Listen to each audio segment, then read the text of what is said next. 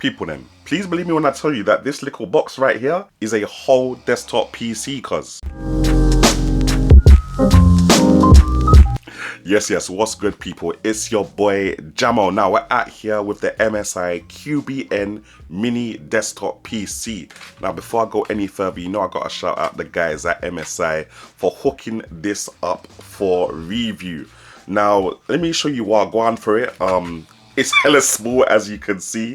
The unboxing was pretty much simple. You get the desktop itself, you get the cables that you need, and you get this little mount that enables you to mount it to that MSI MP242 monitor, which I'm going to show you guys in a bit. But for now, let's talk about the specs of this little bad boy here, innit? Now these come in a couple different versions. This one right here is the JSL 053 UK.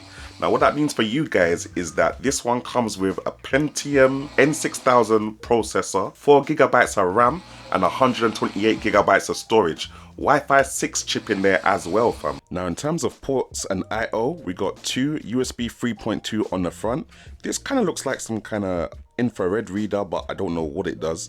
3.5mm headphone jack on the front as well for obviously headphones and microphone and ting. You've got the little on button on the top there. Ports for, well not ports, but ventilation holes there in the side. Okay, where's my focus gone? All right, we got the focus back, we done know. On the bottom, you just got some regulatory information as well as the holes for the VESA mount. You've also got access to get into the bottom of the chassis here as well. And in the back now, going from left to right, you've got the power port, VGA port, you've got an Ethernet port and two USB 3.2 ports in the back, as well as the HDMI port there as well.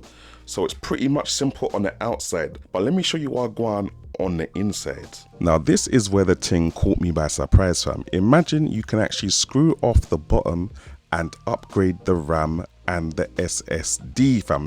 Matter of fact, you can even upgrade the Wi-Fi module if you wanted to. Now for the RAM, you can add up to two 8GB slots, dual channel, so up to 16GB of RAM, and obviously you can add an M.2 SATA SSD up to 2 TB, so as big as you can find really.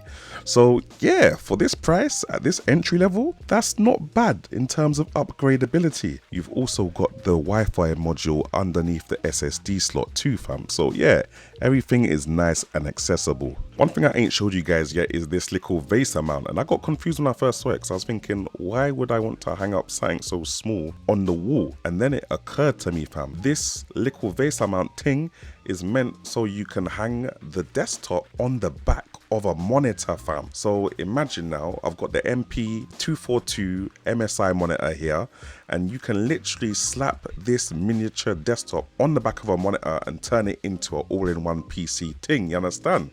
Just makes, you know, the desk look a lot more tidy, everything's looking all together, a little more seamless, you understand it, fam? And as you can see, the desired effect, yeah, it's not too bad, you understand?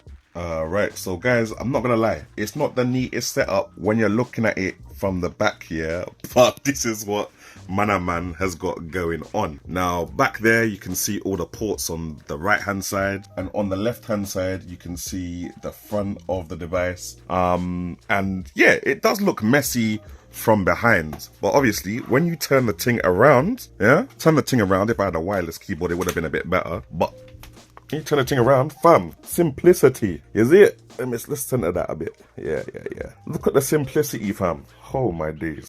But you know, same man is a gamer, fam. So what are we looking at for gaming performance? Well, first of all, let me install Steam. Now, just before I test the game performance, I just want to show you guys the download speed through Steam using an Ethernet port connection, fam. Man's hitting 25 megabytes per second. That's okay. On my bigger laptop, I get about 70 to 80 megabytes per second on the Ethernet port. So yeah, that's a little bit sticky, but yeah, it's not terrible, I guess.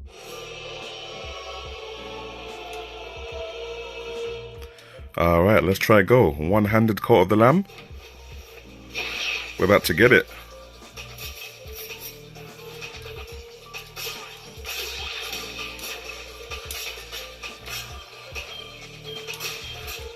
This doesn't feel too bad.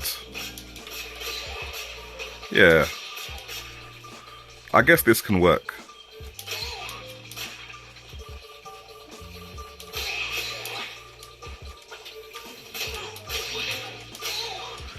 Yeah, this can work. Alright people, so clearly gaming natively on the power of the QBN itself is not in the books, and let's not lie, it's not supposed to be a gaming PC anyway. But that won't stop me from wheeling up Stadia whilst it's still working and running some Borderlands 3 on the stream thing, you understand it? I ain't got no issues with this at all.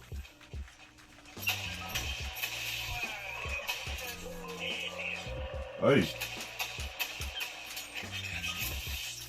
There we go. This works.